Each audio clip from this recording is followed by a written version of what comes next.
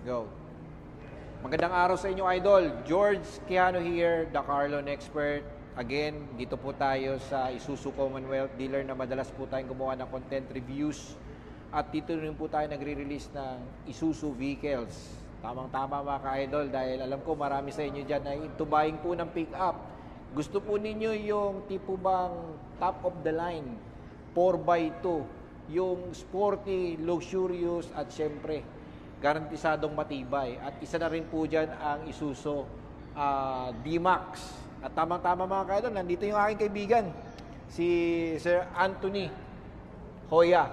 Ayan, kung kayo po ay malapit sa area ito, along Quezon City po kayo, especially dito po sa Commonwealth or somewhere in Caloocan, napadaan po kayo sa area ito, Idol, pwede po kayong drop by muna, mag-ask kayo ng test drive, feel free na magpa-quote po kayo dahil libreng-libre po yan sa aking kaibigan. Etong unit na nasa likod po natin ay ito po yung pwedeng panapat natin sa mga sikat na ibang pick-up gaya ng Toyota Hilux Conquest, Ford Ranger Wildtrak, meron din ang Mitsubishi Triton. Hindi ko lang alam kung anong particular variant. At syempre, Idol, ito yung hindi ninyo masyadong nakikita sa daan dahil alam mo na, mostly ang bumibili mo nito ay yung talagang mga Isuzu fanatics. Okay? At sasabihin ko na rin sa inyo kung ano ang nagustuhan ko at hindi ko gusto sa pickup na ito. Regardless kung ito ba ay na-test drive ko na, na-review ko na. Sa akin ay personal na nakikita ko lang ngayon. Dito mismo sa showroom. Okay? Idol, anong year model to ng D-Max? Mga idol, ito nga pala yung product namin, 2025 Isuzu D-Max LSE 4x2 automatic. Ito ang top of the line para sa 4x2 variants ng Isuzu D-Max LS variants. Idol, baka naman magsabi na naman kayo na luma na naman ito ha. Ito, mind you mga ka-idol, every time na may makita po kayong bago na unit coming from outside Philippines, yun ay mga updated version po ng kanilang modelo. Like for example, Thailand. Lagi po silang 1 year ahead sa atin ng production. So, maybe meron silang 2025 year model doon na hindi kamukha nito. Pero sa atin, 2025 na, it doesn't mean na hindi po tayo updated. But, like I said, lagi po tayong huli.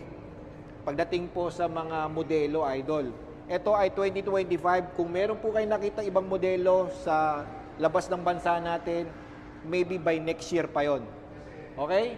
So, disclaimer lang mga ka-idol ha, itong sinabi po natin is 2025 year model dito sa Pilipinas. Idol, magkano presyo nito? Idol, ang cash price nito is 1,745,000 mga idol. And syempre, dahil ito ay top of the line, Yes. meron din tayong promo. Yes, mga idol. Meron siyang low cash out payment, subject for bank approval, for as low as 97,000 down payment mga idol. Tapos ang monthly niya sa 5 years is 44,527. Ito ba ay based on 15% or 20%? 20% 20%. approval, bank approval. Preferably RCBC. Kayo ba ay nag-o-offer din ng 15% sa ibang bangko? Actually, idol, wala kaming 15% eh. Normally 20 talaga. Okay. Maganda na rin yun, Idol, para mas mabilis po yung ang inyong approval. Yes. Yung batting average ninyo ng approval ay mas mabilis compared sa 15% kung meron mang nag-o-offer dyan sa ibang dealer. Okay, so umpisa natin dito sa harapan, Idol. Ito yung pinakagusto ko sa D-Max. Hindi ako magiging bias sa inyo, Idol. I'll be honest with you. Sa lahat ng mga pickups na nakita ko, gustong-gusto ko ang design ng D-Max. You know why? Unang-una, para sa akin, very unique yung kanyang face, aggressive look, combination of being sporty and luxury. At syempre, aerodynamic. Nagustuhan ko yung kanyang, yung character lines niya dito sa kanyang hood. Nagustuhan ko yung grill design po niya. Ayan, makikita ninyo, Idol, na para sa akin may pagka-konting futuristic. Yes. Unlike sa, example ko na lang sa inyo, Idol, di ko naman sinisiraan. Like, for example, the Wildtrak, okay? O Ranger. Gusto ko siya, but not really talagang gusto ko. because hindi ko gusto yung kanyang headlamps. Yung C-type na headlamps niya, although medyo futuristic, pero hindi ko nagustuhan kasi para sa akin parang hindi siya aerodynamic. Para sa akin parang hindi siya classic pag in the future. Ito kasi kahit magluma na, parang okay pa rin, updated pa rin ang itsura niya, aerodynamic at very sharp looking. At isa din sa kursunada ko is yung headlamps ni Conquest. Gwapo para sa akin, pero hindi ko siya type sa pagdating ng buga ng ilaw. Okay? Pagdating naman kay Nissan Navara, gusto ko yung headlamps lang. Pagdating naman kay Triton, wala akong gusto. Kasi masyado square type yun, idol eh. Yun. Ito, gusto ko talaga siya. Lahat ng mukha, kursunada ko sa kanya. Yun ang nagustuhan ko talaga sa kanya. Every time na nasa harapan ko yan, nasa likod ko yan, napapatingin talaga ako. At hindi lang yan, idol. Meron siyang 360 camera. Yes, idol. Yan yung front niya. Tapos meron pang dalawa dun sa magkabilang gilid sa mga side mirror.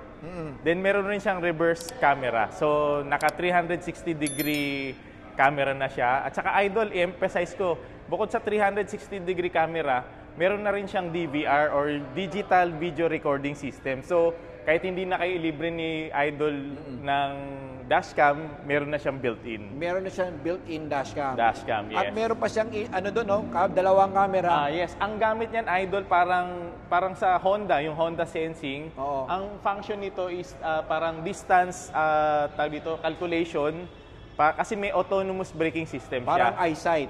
Eyesight, yes. Yun. Autonomous braking system at saka adaptive cruise control. So, nag-a-adjust siya dun sa distance kung mayroon kang mababangga o masasagasaan.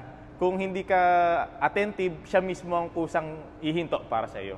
At meron tayong color choices. Meron tayong blue, meron tayong white, meron Yes. tayong red, at itong gray na ito. Ito, yes. Actually, ang mga code nun, brother, ito, Ayla Gray. Meron tayong Biarritz Blue. Meron tayong Namibo Orange. And meron tayong Satin Pearl White. Yun yung mga elegant colors na meron sa LSE variant po namin. Then, yung kanyang headlamps, ayan, gustong-gusto ko yung kanyang headlamps. Naka-DRL. Mukha po siyang hawk or eagle eye. Yes. Yan, naka-LED DRL, projector headlamps. And ayan, may design po tayo sa interior. And pagdating naman po dito sa ating lower chin, makikita po ninyo yung kanyang fog lamps. And then meron din siyang sonar sensor. Functional air vents, idol. Ayan. Yes, tama. Para mas aerodynamic at makapal o malaki yung kanyang grill dito na madali mong linisin. Ayan, oh. Okay? Goods na goods ito mga Lodi. Ayan, napakaganda ng design. And sa ilalim, meron din siyang shield dito, idol. Oh. Makikita ninyo. Ang tawag po dito sa shield na to, I think engine guard. Yes, engine guard. Ayan, naka-engine guard na, idol. Oh. And makikita po ninyo sa kanyang roof, meron siyang roof rail. Roof rail. Yeah. Aerodynamic roof rail. Yun nga lang, ang di ko na kursunadaan dito, idol, is Yung antenna, pillar type. yun, pole Pillar type type. or Pole type, oo. pole type or pillar type. Kasi ang pillar dito Yeah. Pole type Pole tayo type. dito. Ayan.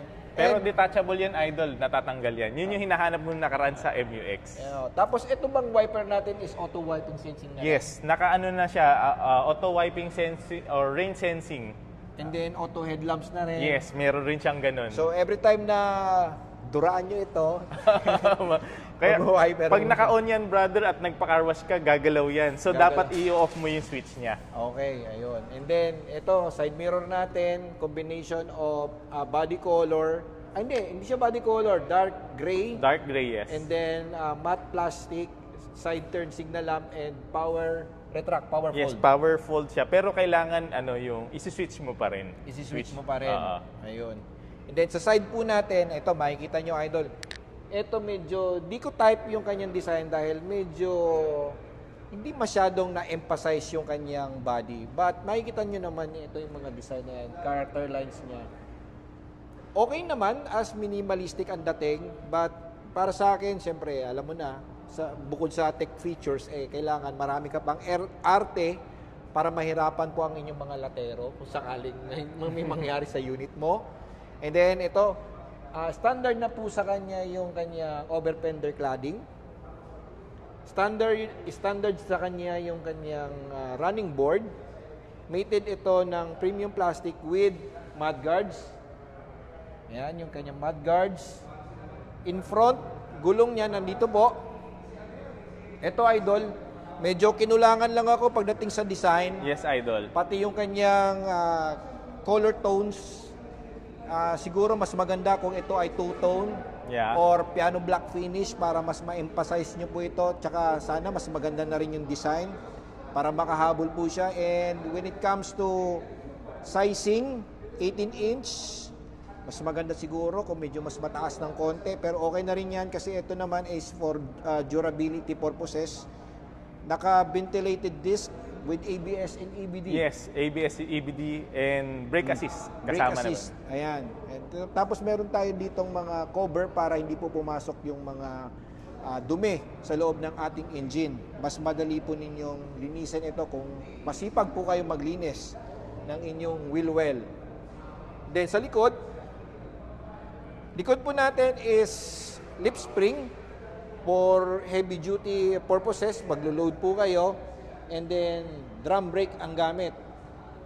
Unlike dun sa Wild Rock, ang gamit po niya is disc brake na. No? Solid disc brake na po ang gamit nila. And, pareho po yung size, yung tire size niya. Bandang gilid, makikita mo dito, ito, nagustuhan ko to, Idol. Itong design na ito. Ang tawag dyan, brother, is roof sail. Roof sail. Sail, oo. Kasi parang paglalayag. Parang yate. Yate, yes. Ayan. Oo. Tapos, third brake light, LED third brake light.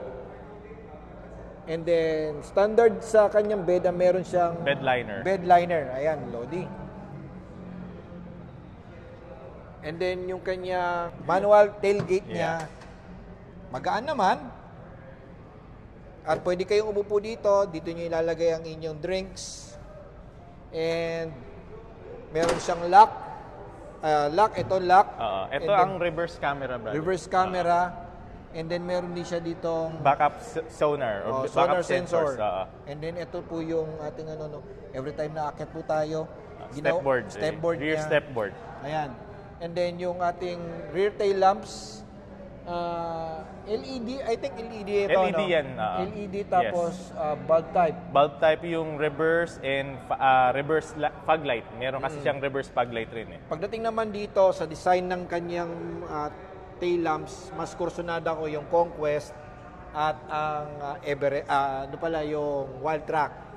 Ito medyo napapaisip lang talaga ako every time na makita ko ang D-Max at ang BT50.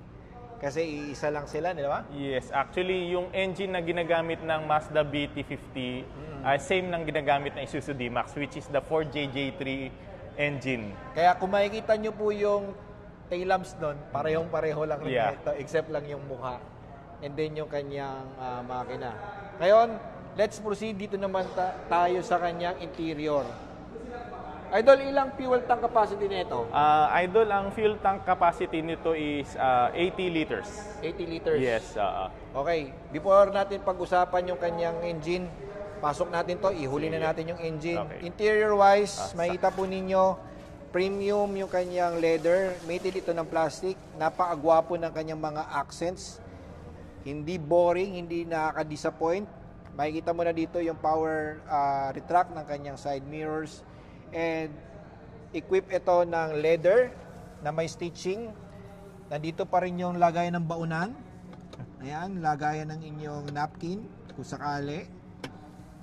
Medyo mahirap lang buksan dahil virgin pa. Virgin pa. Nandito naman yung kanyang hazard light. Hazard light.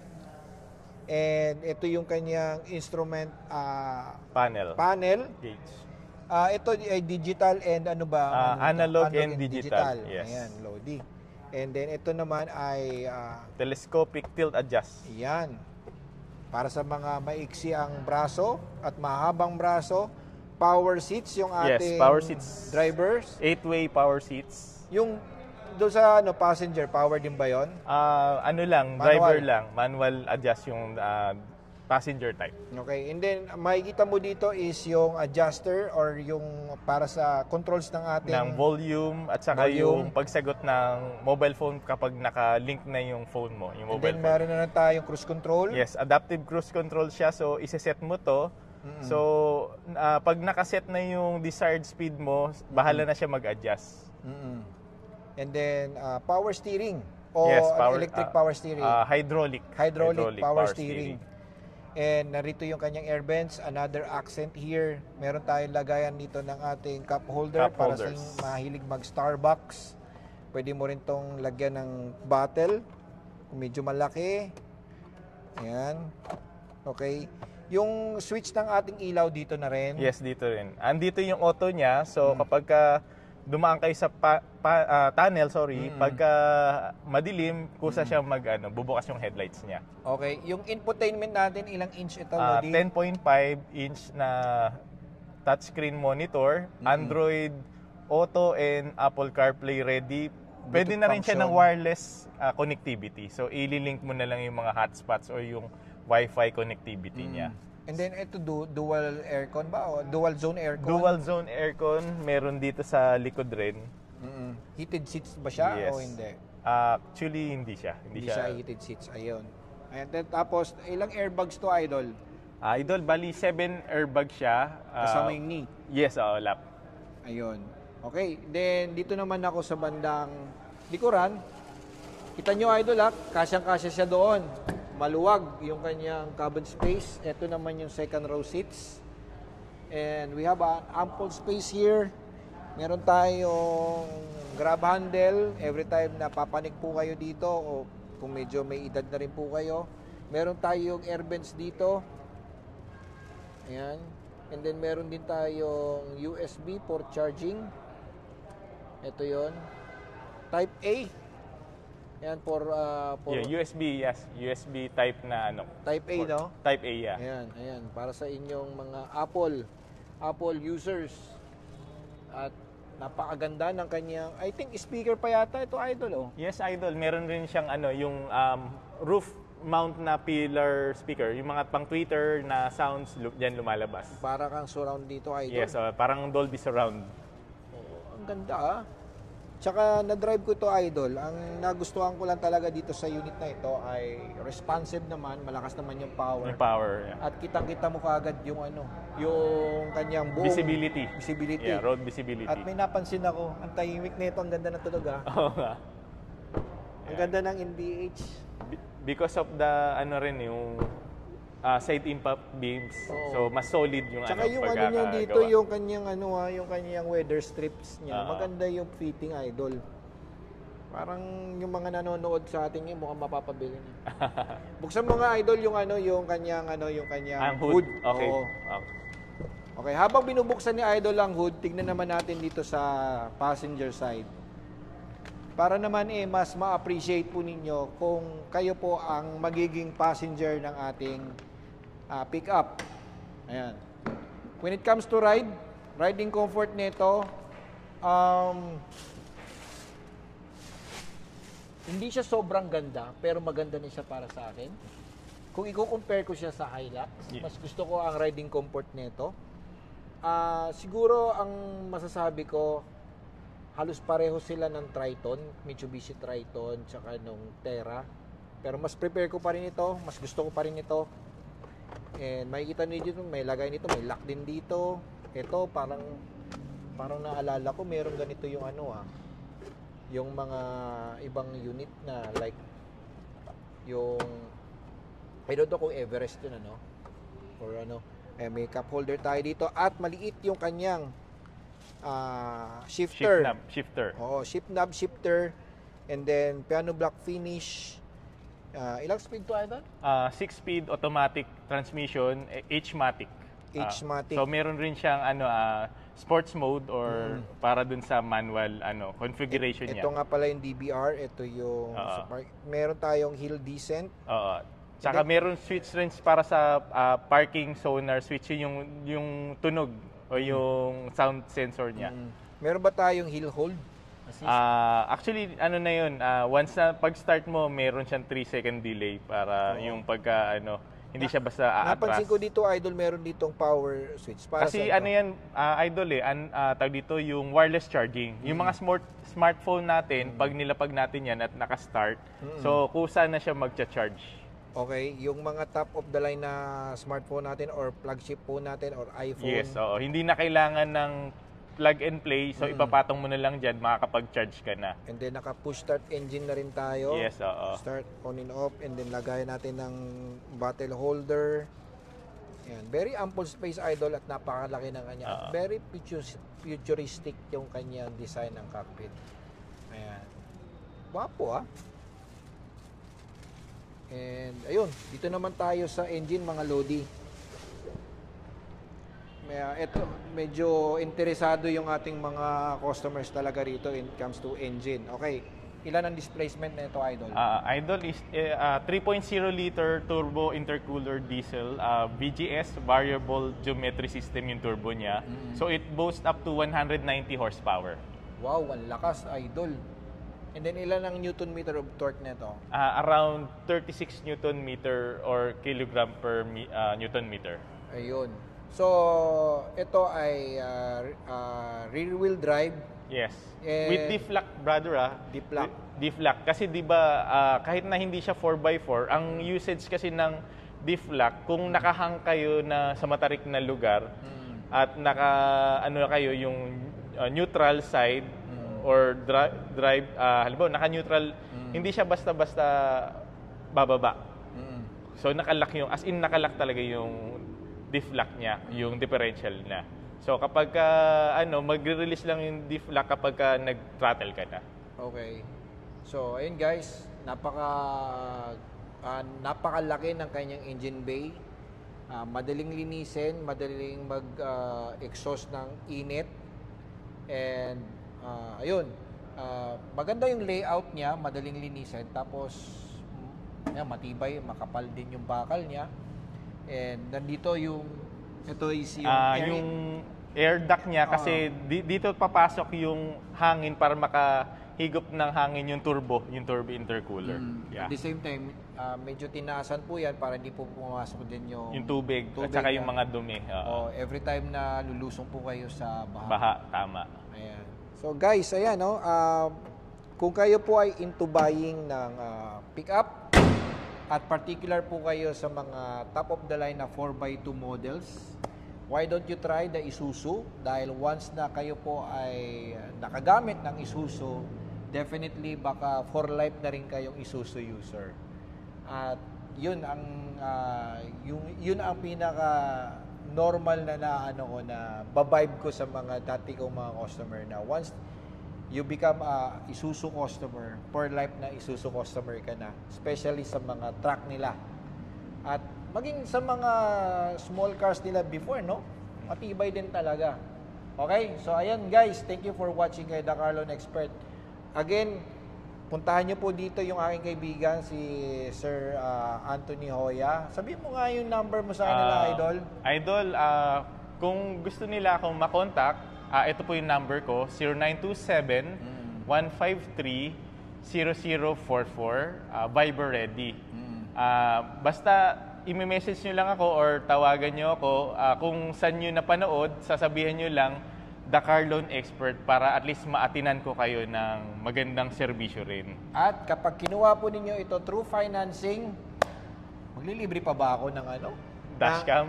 Siguro ang ililibre ko sa inyo, Idol, is yung yung tracker device. Yes, GPS tracker GPS. device. Wala kasi siyang GPS na built-in. GPS tracker device para alam po ng misis ninyo kung saan kayo napunta.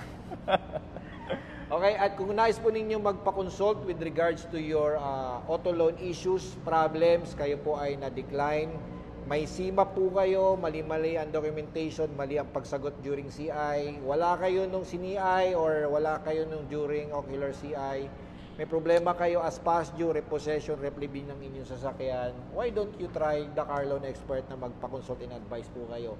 Malay nyo naman, lahat ng mga failures po ninyo before, maayos po natin. At guaranteed, marami na po tayong followers na natulungan mga ka-idol. Okay? I-message nyo lang ako sa aking Facebook page. Thank you for watching.